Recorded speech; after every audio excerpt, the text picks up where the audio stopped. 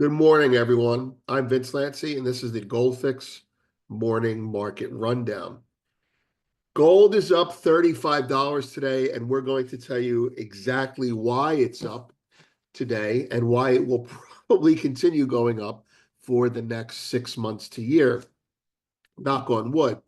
The title is Gold Unshackled as Goldman adds 4,500 to upside target.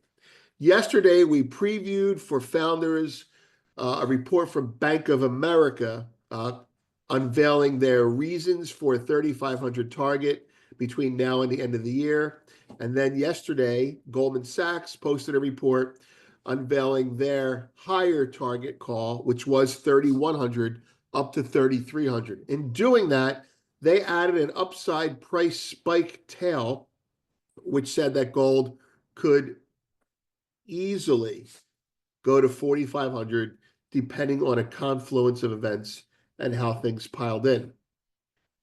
We're going to touch on both of those reports today as a preview of full analysis coming tomorrow and over the weekend for premium subscribers. For now, let's give you a little bit of a summary of what the situation is. First, the markets. 10-year yields are 4.39, up about 3 or 4. The dollar is 104.33, down 33. The S&P 500 is 57.05, up a handle. The VIX is 18.57, up 25. Gold is 30.53, up $35, a little less than 35 right now. Silver is 34.12, up 50 cents, up 1.5%. Copper is 5.19, down a little less than a penny, down almost nothing. WTI is 69.81, down 40 cents. Give or take. Natural gas is 378, down 6 cents. Bitcoin is 86 spot 900, unchanged bid essentially. Palladium is 977, up 11 and change. Platinum is 975, unchanged offered. Gold, silver stable at 89 and change. Soybeans 997, up 5. Corn 443, up a little less than 1. Wheat is 543, up 1. There's the front page. That's some of the work products we put out yesterday. First look, that was for founders. Bank of America raises the bar and soon their price on gold.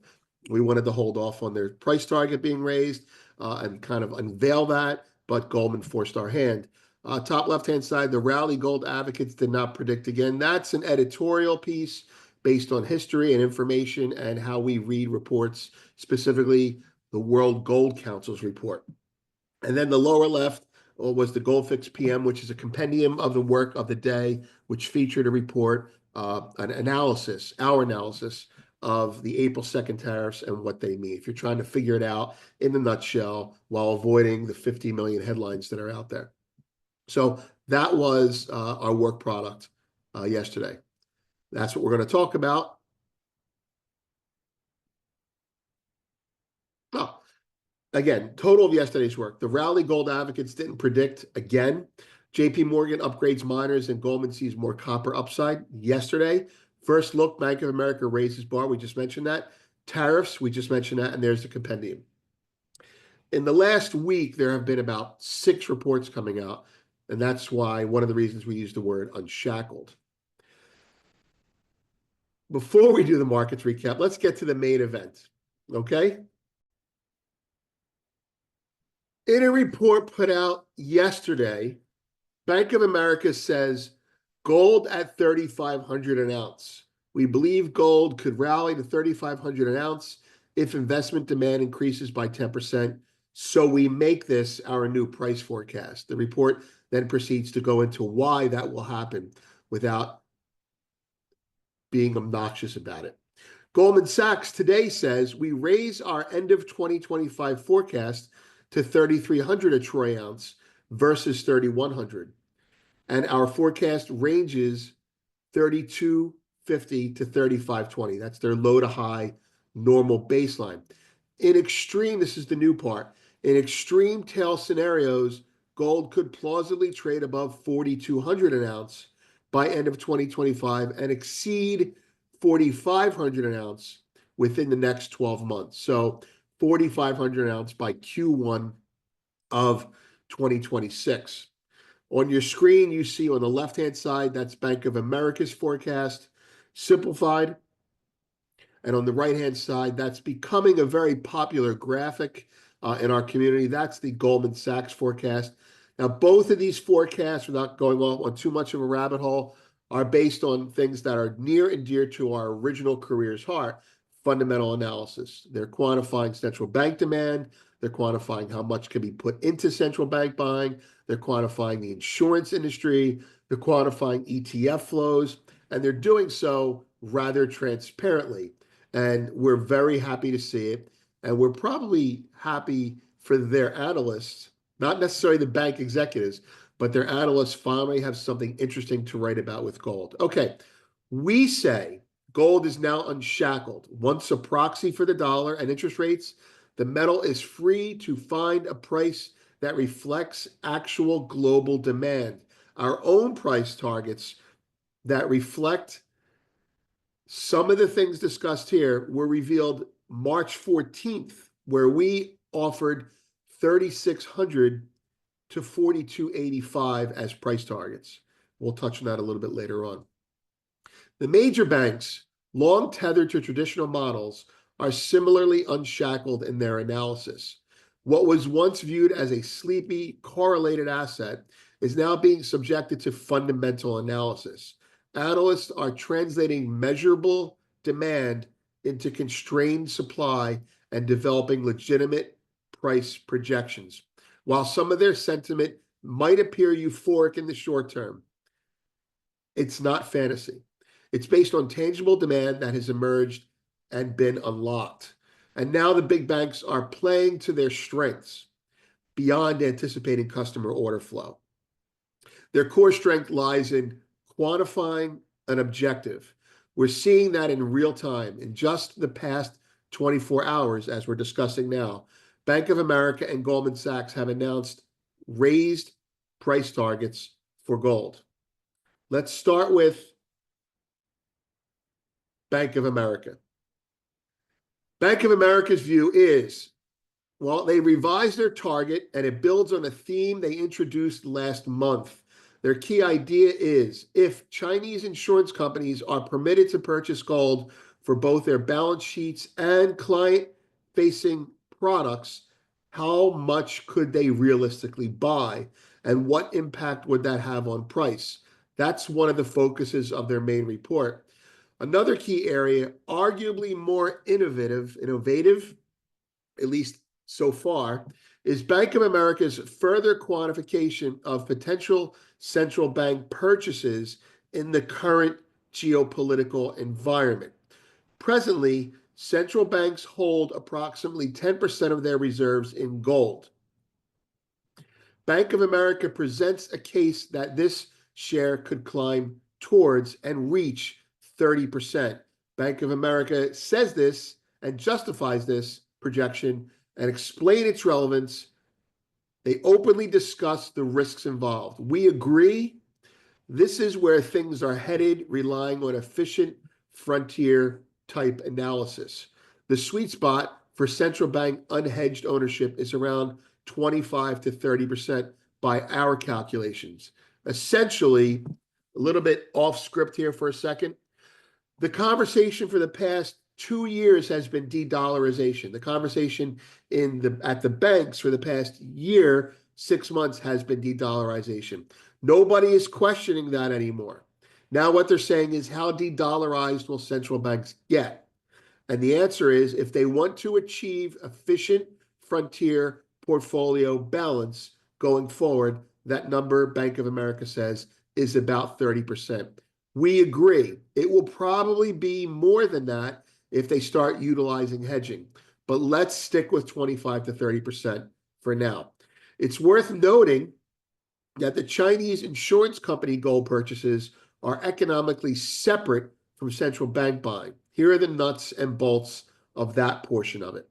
China has initiated a pilot program allowing major insurance companies to purchase gold, both for their own balance sheets and for client investment products. We alluded to that earlier. Goldfix believes domestic insurers have earmarked about $25 billion to be invested into gold per the mandate rules of the pilot program. We also believe they will put that in there faster rather than slower. Why? Because China's interest rates are so low that the demand for higher yielding yet safe products mandates from the client base, we want something that also doesn't have a high interest rate, right? But gives us safety. So the concept of opportunity cost factors in very big in China now. Putting concrete numbers behind this, Bank of America believes 300 tons of gold purchases, or 6.5% of the annual physical market's production, would be taken off market. Now, we have a rule that we learned from Victor Niederhofer years ago. We had dinner with the guy. He said a 5% decrease in supply equals a 20% increase in price as a rule of thumb. And we got into all the reasons for it. So 6.5% off of physical supply, let's call it 5%, if the insurance companies were to make good on their purchases, which we believe they will. 1% is what they're permitted, and 1% is what they're probably going to do. It will take 5 to 6.5% off the market. That would add about 20% to price. That's $600. We still think Bank of America is holding back on their price target. Perhaps because they want to be careful, perhaps because there are other bullion banks with exposure. We'll never know, but that's the point. This move, we contend, okay, is akin to Ronald Reagan's early 1980s decision to liberalize stock ownership for U.S. insurance companies. That policy helped trigger what became the largest equity bull market of all time. We are arguably still in it. We cannot emphasize this parallel enough. China is replicating U.S. financialization while we're replicating their manufacturing. And in replicating U.S. financialization, the steps mean liberalizing ownership of an asset that you wish to be bought by your people. In the U.S., it was equities. Right now in China, it's gold. Why gold? Well, that's because they're tying their currency to gold. So U.S. financialization applied in China, but they're doing it with gold. I cannot emphasize how important this is. You're taking a whole industry and you're saying it's okay to own gold. In fact, it's okay for you to own seats on the exchange that have the gold. In fact, it's okay for you to offer products and create products tied to physical gold for your clients who no longer are interested in bonds, but are still a little bit too scared to buy stocks outright. Next. Moving on to gold. Goldman Sachs. We raise our end of 2025 forecast to 3,300 an ounce versus 3,100 an ounce, and our forecast range from 3,250 to 3,520, restating what we said at the top. This reflects upside surprises in ETF inflows and in continued strong central bank gold demand. That's interesting. Off script, upside surprises in ETF flows. Well, it's not so much the surprises in flows coming in. We're still well below where we should be in ETF buying. It's the surprises in how the market reacts when those ETF flows stop. And the market keeps going up when the ETF longs are selling. And that means central banks are no longer buying the floor, they're buying the fair value of the market. Goldman just raised their year-end target from 3,100, as we said, to their prior conservative target, to 3,300. That's their new prior conservative target. Notably, they were among the first banks to publish a quantification framework for gold demand, detailing the flows from over-the-counter markets in Europe, specifically from London to Switzerland and beyond. Beyond meaning it went over to China and the Asian central banks. They applied a methodology where a specific amount of demand equals a projected increase in price, supported with real delivery and off-take data. Nowcast is the model that they use to get the data. From our experience in quant models, we thought their numbers were actually conservative. 2 weeks ago, we published our own target, also grounded in fundamentals, a little slightly different than theirs, but we projected 3,600 and 42.85. Those are odd numbers, yes, but that's what the numbers told us. We said back then, based on ETF flows, which is what Goldman is focusing on again, we should see an additional $600 and possibly $1,285 to current prices. This is when we broke 3,000, placing the price between 3,600 and 42.85 when those ETF levels are reached, assuming no significant decline or increase in central bank buying.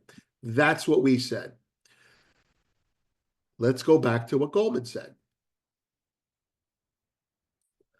When they first revealed their new valuation methodology about 4 months ago, it faced pushback.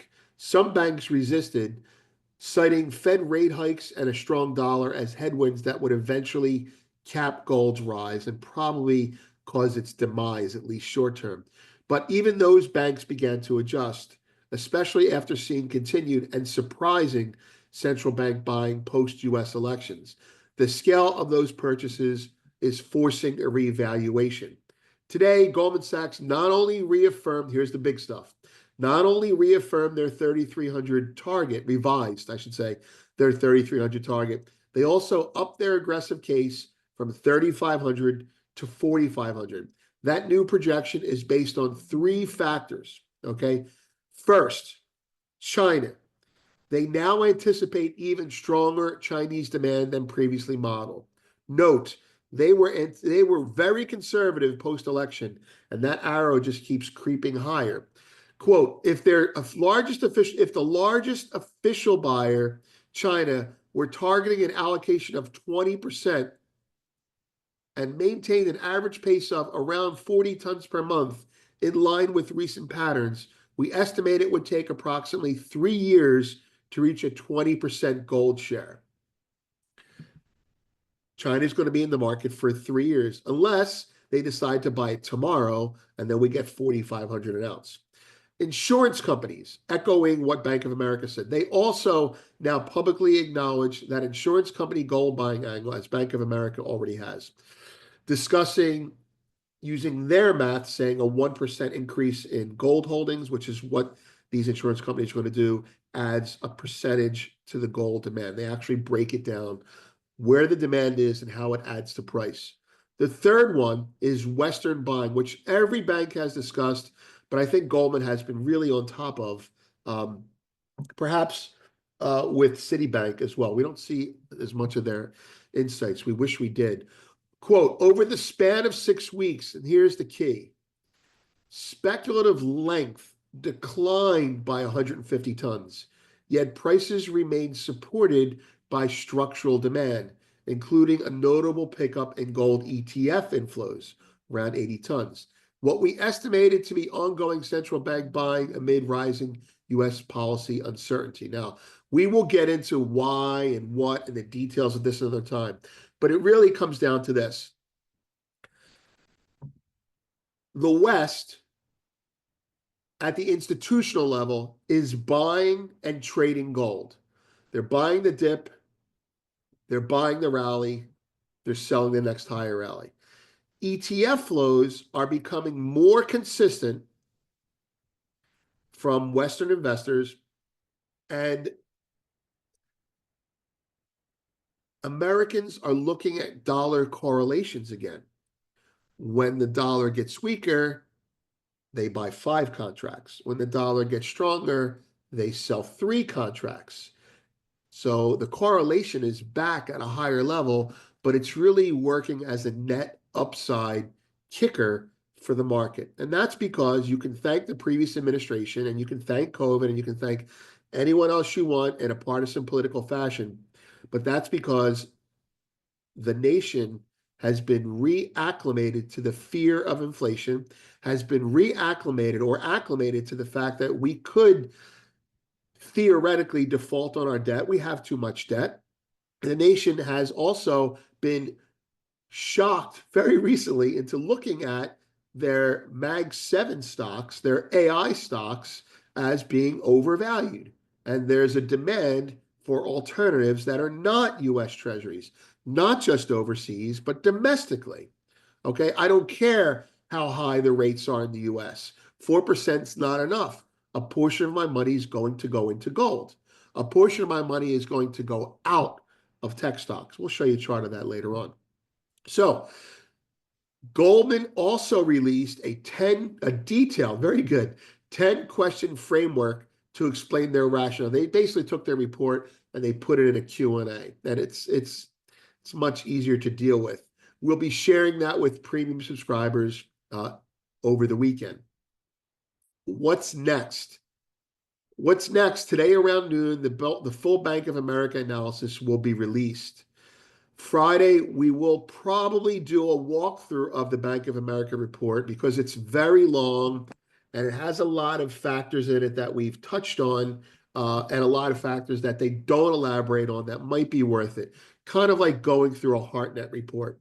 It'll also have added insights and context. This weekend, we will do a deep dive into Goldman's updated report and their 10-question valuation framework. Moving on. Now, before we go into the rest of the broadcast, we want to show you something that is quite shocking if you've never seen it before. The candle chart is an ETF that is the Mag 7 replicated, and it started in, I think, February of 2024, maybe March, maybe January. So that's the lifetime of an ETF called MAGS, and it's tied to the Mag 7. The purple lavender line is the GDX ETF. Now, these are the majors. These aren't even the aggressive miners. From a 0 point, the day that the Mag 7 ETF started, to now, in the first week in March, we noted to subscribers that it was tied with the Mag 7 performance. And you can see it is now above the Mag 7 performance. And you could also see that starting in January of 25, the Mag 7 started to weaken and the whole convergence process started. We think that in the fiscal year starting in 2025 and going forward, little by little, everyone is saying, sell some tech, buy some gold. I don't want to buy gold. I want to buy gold miners because gold's already gone up. And we think, as we noted before the last week or so, that banks are going to start recommending gold miners because the client base is beating the drums for more alpha and more responsible alpha. We hope miners will respond by doing one of two things. They need to be responsible with their newfound excess cash, and that is they need to issue dividends or start buyback programs.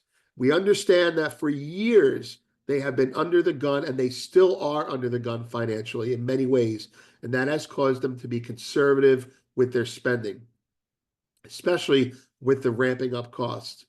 We're asking them to consider changing that tone and at least issuing dividends because people want to buy miners now.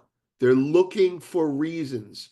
And I think the miners that respond to dividends or share buyback programs will probably garner the most interest and love from banks that are recommending them. Markets recap. Yesterday, stocks ended down while the dollar strengthened as traders awaited auto tariffs to be announced by President Trump. I believe those went into effect. Treasury yields, meanwhile, inched higher as investors weighed potential exemptions to those tariffs. Oil prices jumped on reports of a dip in U.S. crude oil inventories, and gold eased but remained above the 3,000 per ounce level. Case in point, the dollar stronger, gold drops a little bit, not much. What's the dollar down today? 40 basis points if you want to focus on the dollar. Gold's up $30, okay? Correlations are there for all the people that love to talk about them. They're only there as excuses for Americans to buy now. In market news, X is to report its first annual ad revenue growth since Musk's takeover. Tesla is to launch in Saudi Arabia as Musk and the kingdom mend relations. Trump is likely to use 2019 probe to justify tariffs on auto imports, justifiably so. Microsoft pulls back from more data center leases in US and Europe, analysts say.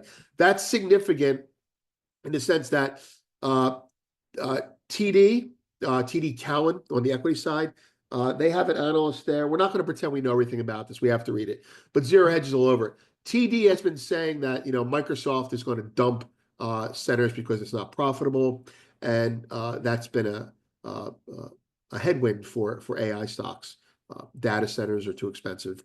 But other companies are basically buying what Microsoft is selling, and now Microsoft is selling more, and Zero Hedge has that covered very well. That's it.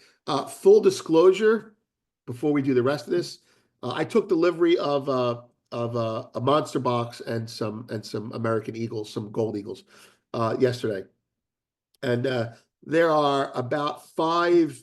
I'm not a big physical person. You have to understand that I don't buy physical. I stack it, but I don't buy physical on a dip. I buy futures on a dip, and when the market rallies, then I sell my futures out and I convert it to physical. It's kind of like I'm very tactical. So, a coin dealer is not going to get it to you tomorrow. But I have a list of about five firms that I work with, that I have worked with and will work with again. Now, I'm going to recommend those firms based on turnaround time. That's important to someone like me. Trust and security and personal attention. All their prices are competitive. You'll be able to shop price, which is easy to do. But I think the differentiating aspect will be, well, hopefully, if my word means anything, they got it to me in time. They got it to me as promised. Those type of things. And I will do business with them again. All right. So geopolitics and politics, you can work on that. Let's go to the charts. All right. There are no resistance levels in a bull market. Okay. We're working with multiple technical tools, and you guys are familiar with Michael Oliver's work, and we quote him from time to time, and we had a conversation with him yesterday, and we will be able to do that again continuously without cheapening his product. We'll just be discreet. On the other hand, there's another product out there that's we actually are using now, and that's called Polytrends, and it's owned by a guy named Trader Sumo. It's very tactical, but it gives good levels, and we're in the process of using it. We're finding that instead of doing the 2 hours of analysis that I have to do with my channels and my levels, I'm finding that more and more of his levels are very close to mine. Now, you can just look at that and you can say, there are no levels above. There are only levels below. So if you're bearish, that's what you see. Now, I'm just going to hide that a little bit because I don't want people to be too distracted by it for now. And we'll talk about it more as we use it more. So here's a gold hourly chart. No, let's stay with the gold daily. I'll do this for you guys, right? All right. Let's start with silver, okay? To reiterate, I have said that this breakout above here, my lines are gone. Every time I refresh my screen, my lines disappear. Means the market should go to here. We have our alert there. Okay, we retested it. We got nervous, and now we're off to the races. We don't think that 35 will be a problem. We also think, if you zoom out a little bit, we'll do that in a little bit, that above 35 gets you 39, not a problem. So this resistance we have here, 34 and change, it's nothing. It's probably going to go above it. And if you want to look at it from a trend line point of view, here's a trend line, here's a trend line. So we'll pull back to this trend line maybe. Maybe we pull back to that trend line. But there are other factors you can look at. But I will say that silver is now behaving like gold. You get your 8 and 9s. Those are signs of oversought, kind of a slowing momentum indicator, and the market drops. But you're getting more and more V-shaped bottoms. Now, I want to tie the technical to the fundamentals in silver. If on April 2nd, there's any back off in the tariffs this time, you will see gold, silver, and copper sell off. You should see gold sell off and recover. You should see silver sell off and not know what to do. You should see copper sell off and then sell off again. We're not sure. But just know that April 2nd, even though it's not a huge event, is a big enough event for you to say, hey, if it happens, I'm already long. And hey, if it doesn't happen, then I'll have a dip to buy. That's the way to look at it. Moving on to gold and the measured move concept. By the way, measured move, right? We're up to here. This is also a measured move. Above 33, above 34, let's call it, above 34, call it 34.20. Above 34.20, you can add another dollar. So this is a fractal. Look, Jordan and I looked at these in gold for over a year in gold, and we were looking at them going, here's a measured move, fractals within fractal. That's what we were seeing, like measured moves with it. I was going to hourlies and seeing the same thing. And they were very good for targets and for breathing moments as well. We're starting to see that in silver now. For example, measured move. Above that, we should go to, infinity. I'm not going to get into that right now. I'm looking at this. Measured move, $39. Measured move, $36. Okay. So above here, we go to 35. Above here, we go to 36. And above this one here, this is the one that I'm actually looking at, we go to $39. Okay. So, and of course, if the market's a dollar lower, everyone can blame me for being wrong. But I'm telling you the levels. The levels are below 33 on a closing basis. You don't want to believe in what I'm telling you. Gold, on the other hand, is in the process of creating another measured move, right? Dip, measured move, break it, touch the target. Distance, depth equals distance. Depth equals distance. If we make a new all-time high here, you can add crazy. This is crazy. Say 30, call it 30, 33,000. You can add above 30.50 adds another $50 easy. Above 30.50 gets us to 3,100, provided we get above 30.50 and don't get back below it. So we won't go sideways above 30.50. I'm Vince. We'll see you in premium tomorrow and today and the next day. All right. Founders, you can look for the actual Goldman analysis today. Have a great day.